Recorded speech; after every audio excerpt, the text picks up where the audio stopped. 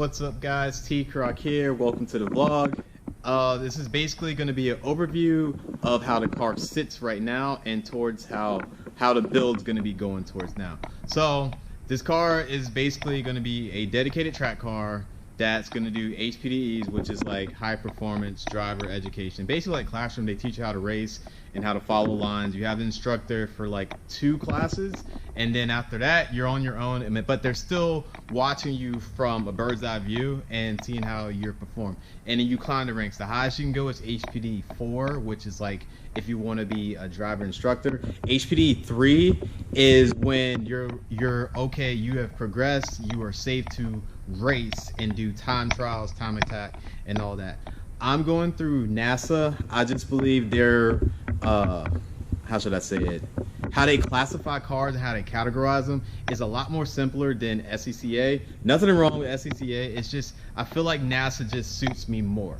So I've already classed the car and where I want to compete in, and it's going to be ST5, which means super touring.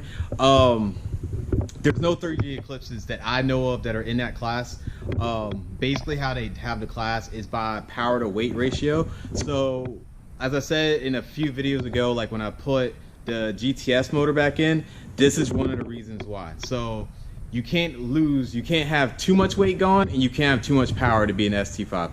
I'll go over more details about that as the build comes along. I think maybe in a couple of videos I'll show you guys how the classing works. So you will see me change a few mods here and there, and it's just because of classing. So when people ask me like, why don't I do this? Well, there's like a lot of rules I have to follow to stay within this class.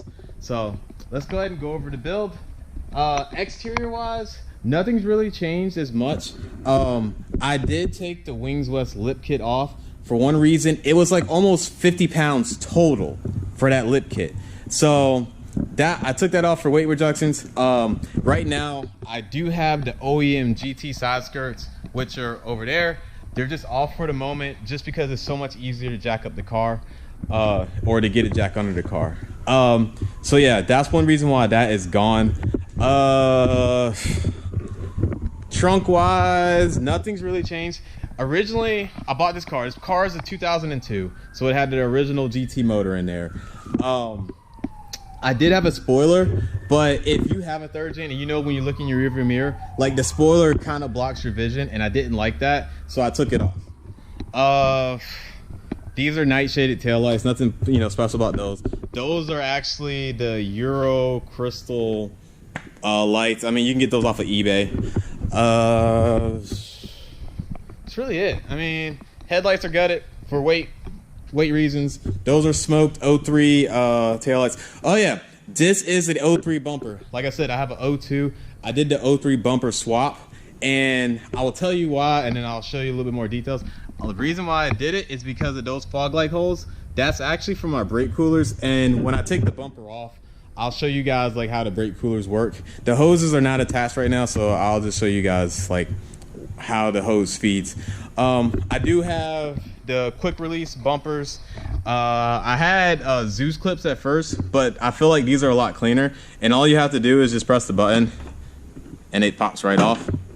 And then there's 2 screws right there. The hood is a Evo VIS Evo hood. Reason why I have that is just for the vent to get some of the heat out of the engine bay. That's main reason right there. Sunroof has been deleted, and I took a piece of sheet metal and just riveted on. One reason why, weight reduction. I don't need a sunroof, so I took it off. But that's really it exterior wise. Oh yeah, the hood's attached with arrow catch thing, so you just pop those off.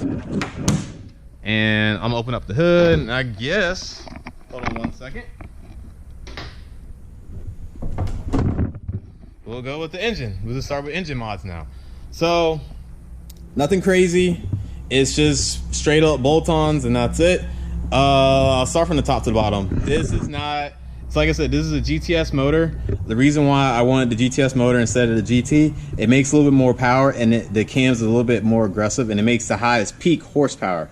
So this is the reason why I went with that. This intake manifold is from the 3.8 Galant or the Montero. For this swap, it's not really that hard. It's just a lot of vacuum lines you got to reroute, and you just have to your fuel pressure regulator, like on the OEM intake manifold, there's a spot for your fuel pressure regulator. So this one, you're gonna have to make your own vacuum lines, and you have to make your own throttle cable bracket, which mine's like on the back. I'm not gonna take the intake manifold off because you won't be able to see it. This is a S90 Evo 8 throttle body. This swap, it's not that hard. It's just more about the wiring. The TPS sensor is from the Evo 8, and then you have to swap 2 wires to make it work like OEM. The bottom part, I've had a lot of people ask about this swap, so that's why I'm going a little bit more detail about it. The idle air control valve, now you have 2 options. You can either use the Evo 8, or you can do like me, because previously this car had a different intake manifold and a different throttle body. You can take a Diamante, the housing, and you can actually replace it. It actually it's the gasket and everything bolts on. I did a previous video, I can't remember when, but if you look through my videos, I'll talk more about it, and it bolts on. So that's why I went with that. This is just a regular intake. I think it's actually the AEM one. It's wrapped in the reflective gold to repel heat. Now the filter is open right now, but I will eventually make another air box to seal it, and I'm gonna probably cut a hole in this headlight, and so it'll feed fresh air. I don't like the idea of the extension right there. There's a lot of videos about people talking about intake designs, and they say you want it away from the engine bay, but you don't want it too long because you're defeating the purpose. So there's like more data on it. Like I just kept reading, so that's why I don't have the extension. Like a lot of people say they put the extension on there to get more cool air, but there's been videos that have debunked that, you know, you may gain like 1 horsepower, so why add it? Let's go with the radiator. Radiator is Mishimoto. The fitment isn't that great, but you can make it do. I was one of the ones that actually test fitted. So if you look on Mishimoto's website, I think my car, when it was supercharged, was up there. Oh, by the way, this car has been supercharged, turbo, you name it. I've had every single swap except the Myvec swap in this car. The radiator fans, you need to add these little washers because the fan will actually will hit the radiator. So you use the spacer to space it out a little bit. Now, I've seen a lot of people use like the slim fans, and those are great if you don't have any other option, but the OEM fans are probably the best fan that you can use. For one reason is for the shrouds. Now the slim fans, if you can have a shroud built into it, then go for it. But just a slap of slim fan on it and just have it sit, you're defeating the whole purpose, and you probably should just use OEM. I know a lot, like my old turbo setup, I had to delete this fan and I had to put a slim fan on the front. And that was the only reason why. If I could have kept the OEM fan, I would have. So OEM fans are probably hands down the best ones you can use. Let's see, Ingalls dampener. This basically, it bolts right here into the mount. This basically keeps the car from the motor from shifting forward and rocking. Also, I have motor mounts that are polyurethane. That also helps the motor from rocking. So basically, you're gonna win and lose at the same time. Once you put these mounts in, by the way, I have all 4 in. It rattles a lot, but you're shifting. You won't feel like the car or the motor like tilt forward. It's gonna keep it nice and firm. I know some people have put solid mounts in. I feel like I don't need that right now, so that's why I have the polyurethane ones in. Headers are from Rip Mods. You can't buy these new. You have to find someone that's selling a used pair. I luckily found someone that was selling some. So these are long tube headers, probably hands down one of the best ones you can get, other than High Tech. High Tech is another brand you can get as well. For the fuel setup, everything is OEM except these fuel rails. These fuel rails are from a VR4. It's another thing that's a straight bolt-on. I personally do not believe that if you're not boosting the car, or anything ridiculous like a big shot of nitrous, you can stick with OEM fuel setup and be perfectly fine. I kind of just did it because I like the loop and it dresses up the car a little bit nicer versus the OEM one that's like, you know, all rusted and crusted, and it doesn't flow well in my opinion, so I just don't like it. So in the fuel pressure regulator, I did in the previous video I had an Aeromotive. I switched that out, so everything's OEM, and the fuel pump is OEM as well. That's really it for the motor. There's nothing crazy done to it. I haven't dynoed it yet. I'll probably estimate maybe a little bit over 200 horsepower. It has a mild tune on it, nothing super aggressive. Like I said, I'll go into more detail of like why I'm not striving for a lot of horsepower. It's more of suspension and weight reduction. The car started out as, I think, let me see, 3,100 pounds. And right now, as it sits, it's 2,000, it's like 2,700 with like, I think 30 pounds. I want to aim for under 2,700. Probably right at 2,700 is good. So probably I would, just to get to that goal, I would probably just go with a lightweight battery. That's in my previous video, I had a lightweight battery in, it was a Braille. I'm probably not gonna go with Braille this time. I was sponsored by them, so that's why I ran that one.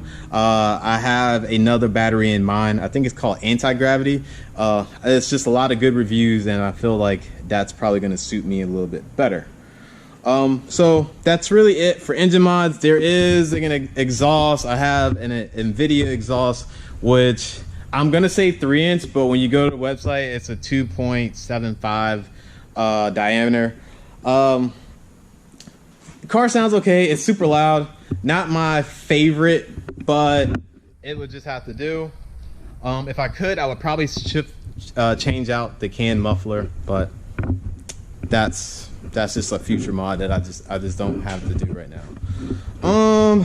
So that's it for engine mods, I think. If I missed anything, let me know in the comments. If you got any questions, let me know in the comments. These are from Boston Hatcher. He custom made these radiator brackets.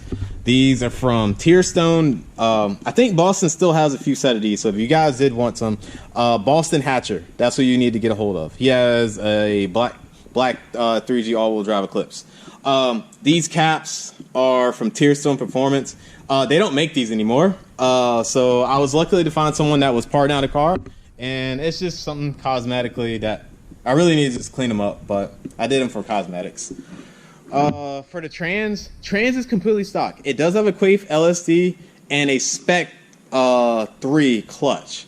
The reason why I Spec 3 is because I originally had a 3.8 swap, and it's not super aggressive to where the regular stock 3.0, so it's not gonna kill the car.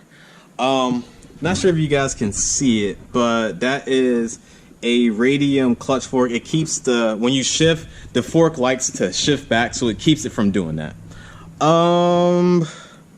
That's really it for trans. Oh yeah, there's a Fendazza OEM flywheel, lightweight flywheel. That's just to spin up the revs faster. But there's a pro and con to it. So when you shift, the RPMs drop tremendously fast. So if you're not good at heel toeing, that's just something you need to practice on. I think that's really it for engine mods. I can't think of anything else. So I'm going to take the bumper off, and I'm going to jack the car up, and I'll go through the mods for suspension, brakes, and all that. I'll actually just start with the tires right now. These are BBS Evo SE wheels. The reason why I have these is, for one, the weight.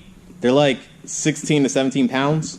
And they clear the Brimbos. When I jack the car up, I'll talk more about the Brimbos. And the tire size, these are Hankook RS3s.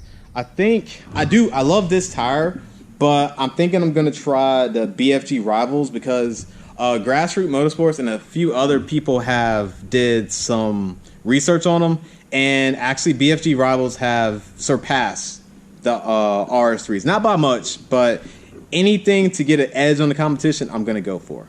So I have the Brembo Evo 8 brake swap. Now the reason why I went with this instead of going with a big brake kit like that a company makes for the 3G. This is actually a lot cheaper, and these pistons are actually lighter than the OEM brake calipers.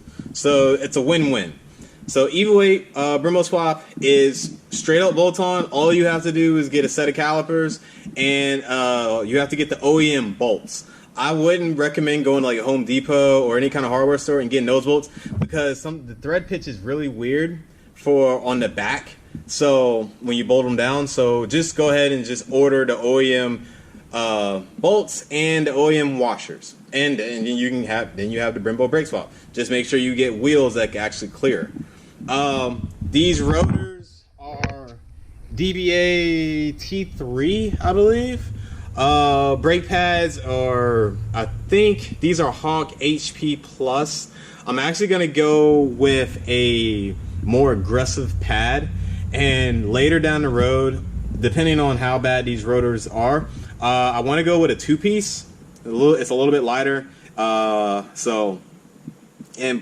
very pricey when you first get the kit.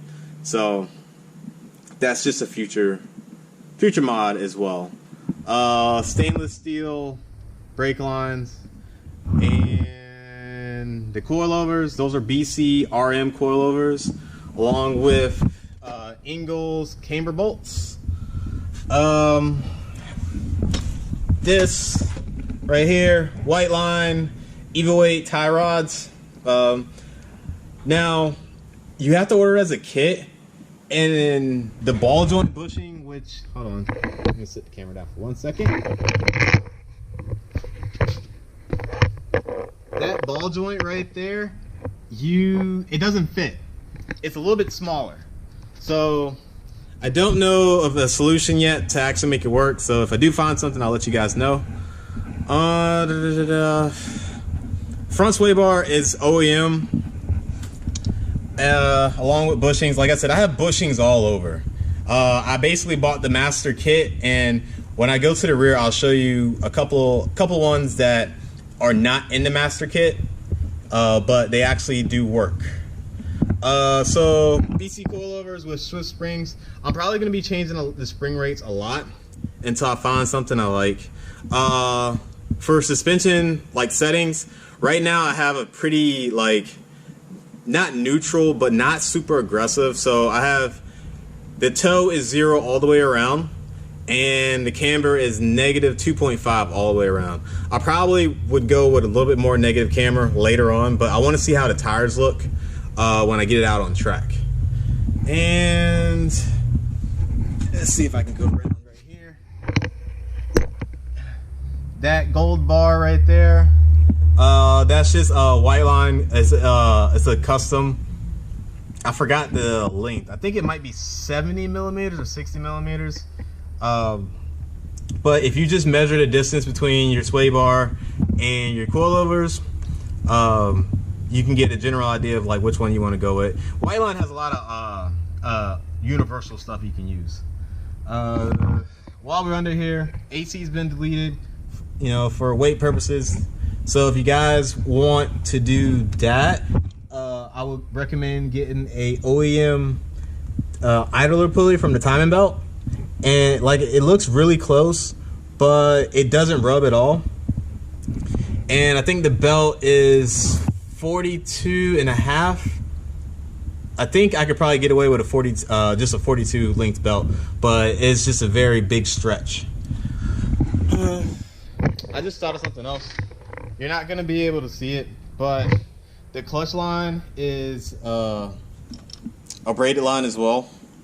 And the reason why I went with that, because the OEM ones like to expand. This one with the braided line doesn't. And the shifter bushings on the trans are polyurethane as well. So let me go to the rear. So rear caliper, everything bolts on OEM. Like I said, these rotors are pretty beat. So I may get the two-piece rotor sooner than later. Ingalls camber kit right there to adjust camber to give me more negative camber. I think I have the one that's the most you can get negative camber out of, which is like almost just like -3, unless you get some kind of custom control arm. They don't make any kind of control arms that work with the 3G, unfortunately. So as you see, bushings, those knuckle bushings you actually have to get from a 2G Eclipse and then have them pressed in. Bushings, putting bushings in are a pain in the ass. So just put that out there. That is a Megan trailing arm. I may get rid of this, and I'm gonna tell you why just quickly. It's because of the classing.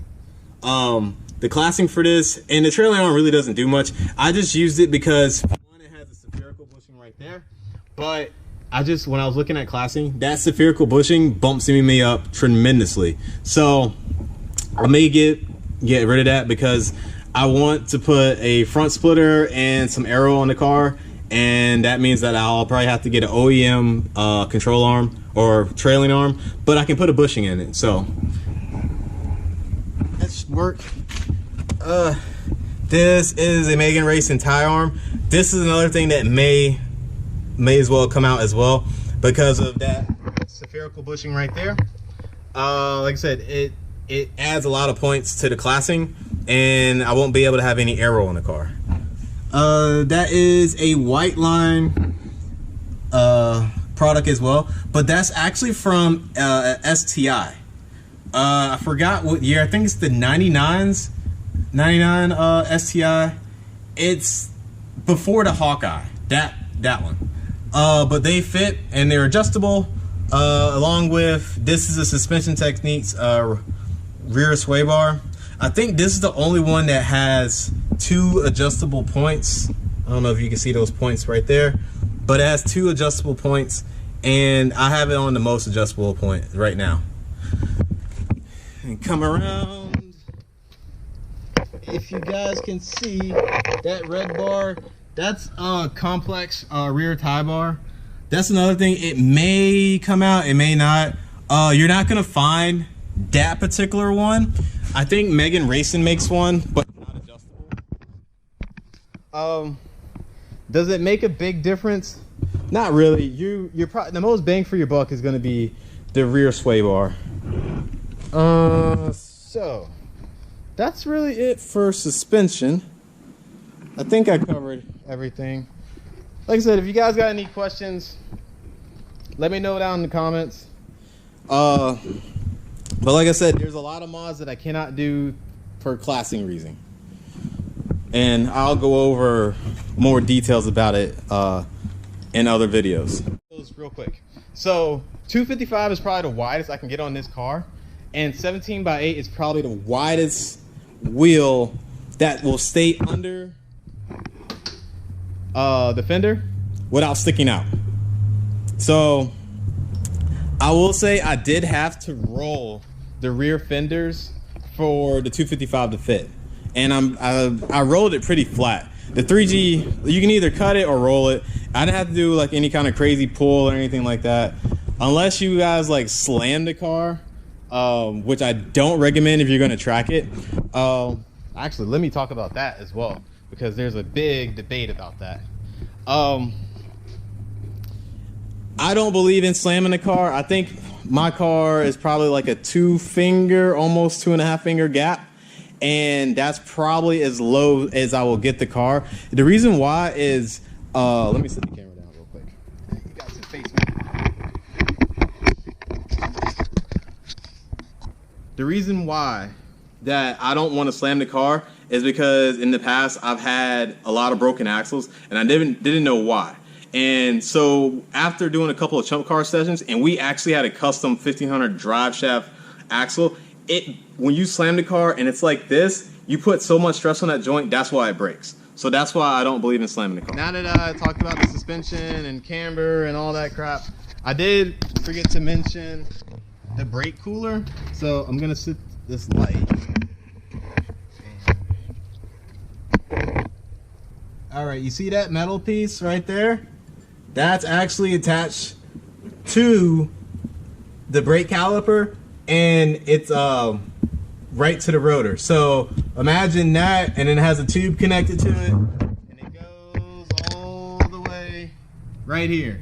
So basically what I did was I took the fog light cover, cut a hole, and you attach the hose right there, so air is going through here and it goes and cools off the rotor.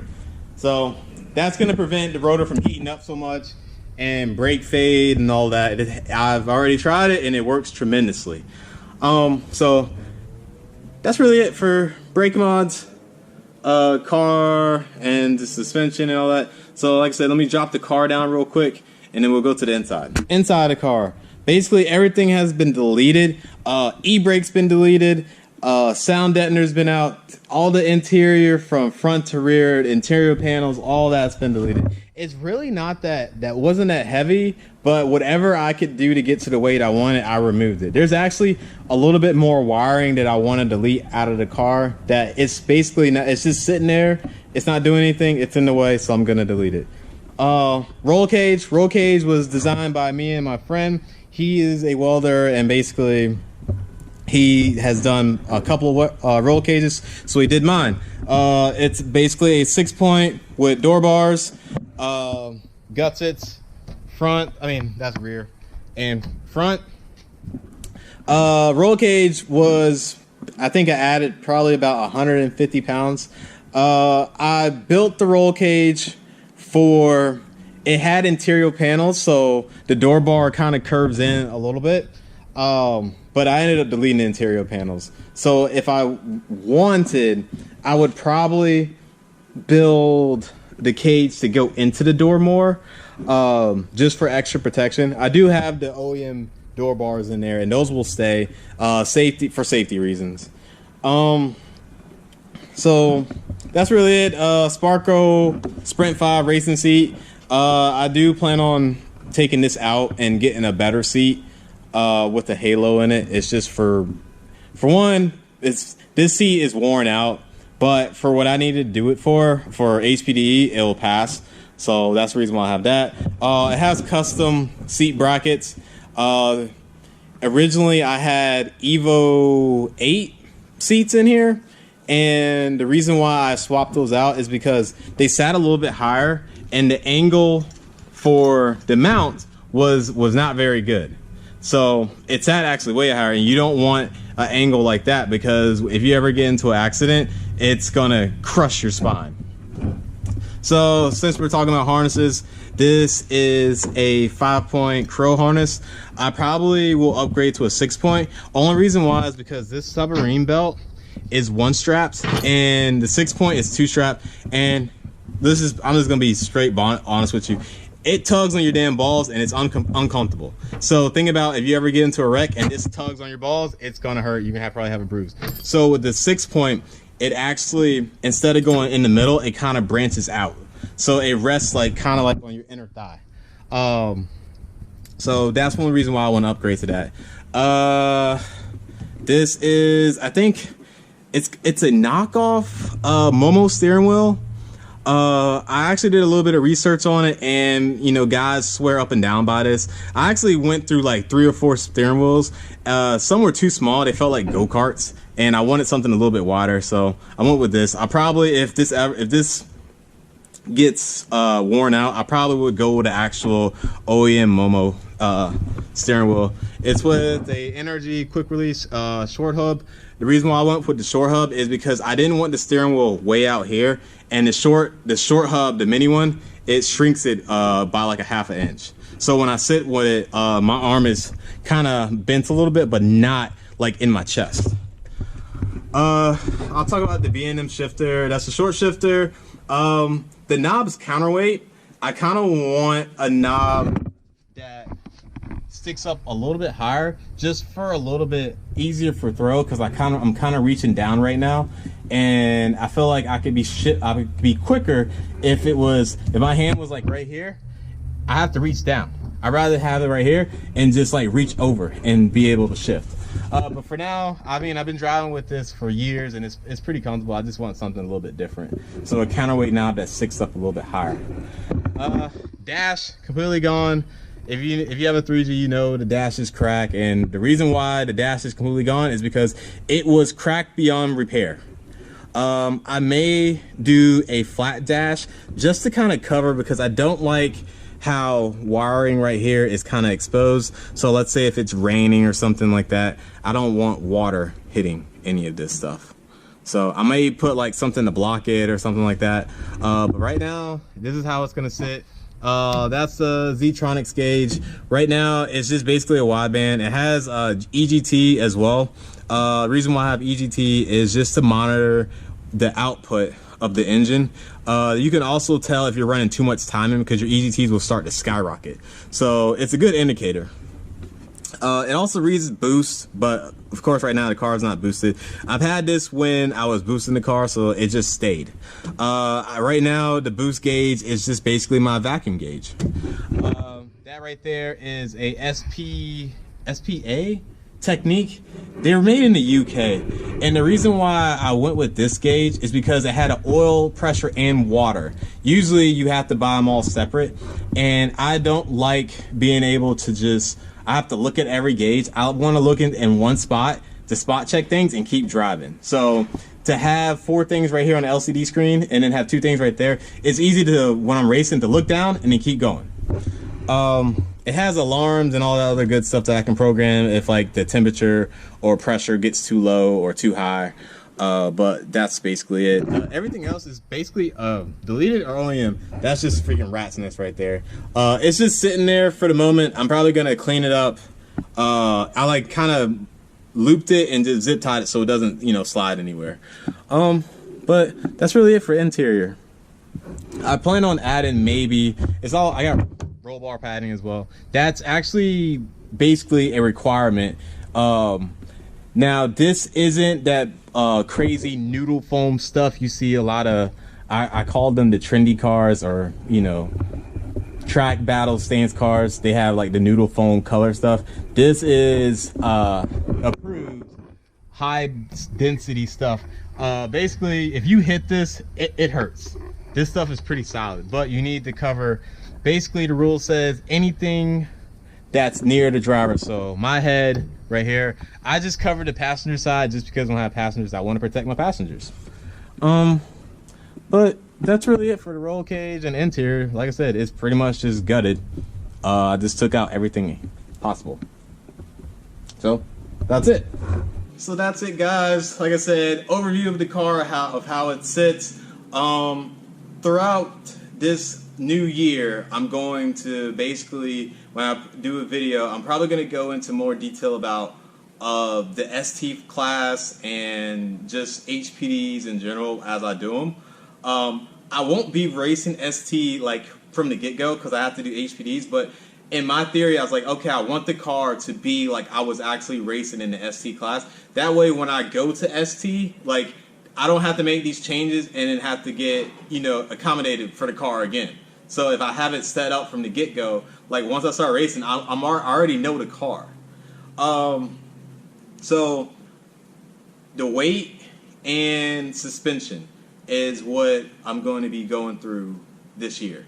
Like I said, ST is a super competitive class, and I feel like the 3G, it's not going to dominate that class, but I think I can be competitive in that class as it sits. Now the rules may change next year or not, but right now it's power to weight ratio. So when guys ask me about, you know, certain power mods and why I'm not doing them, or weight things like why I'm not, you know, deleting the rear hatch, it's because of this ST class. Like I'm aiming for 2,700 pounds, which I'm only 30 pounds away. So if you think about it, the battery is almost a 20 pounds right there, and maybe the seat. The seat will be gone. The passenger seat, that'll be gone. So I probably just need to keep the OEM battery in there to keep the weight to where it's at. So that's it, guys. Maybe next week or this upcoming Sunday, if my car's not blocked in, I'm going to get the car on the lift. We're going to do some more maintenance on the car. There's a lot of fluids I need to look at. I want to tie off some more wires. I want to cover a few things. And I'm probably going to go through like how I would track prep a car or like how I would look it over. There's a few things that I need to actually mark on the car as well. I'll go into more detail about it when this video comes out. But that's it, guys. I will see you guys next time. Actually, before I go, I want to hear some feedback. Do you guys want more detailed videos of racing, or do you guys want some more detailed videos of mods? If you guys want both, let me know in the comments. Mods done to my car, or I've done a lot of mods, so let me know mods, go into depth about it, because I can do those videos on the side versus doing things about my car. So if you guys want to know like a how-to video or something like that, or just information in general, let me know in the comments, and I will see you guys next week.